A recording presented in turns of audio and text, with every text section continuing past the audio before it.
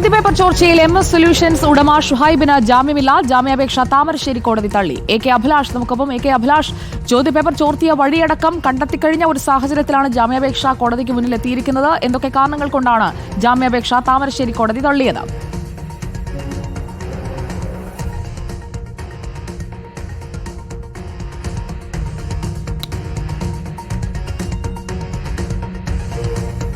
AK Abhilash.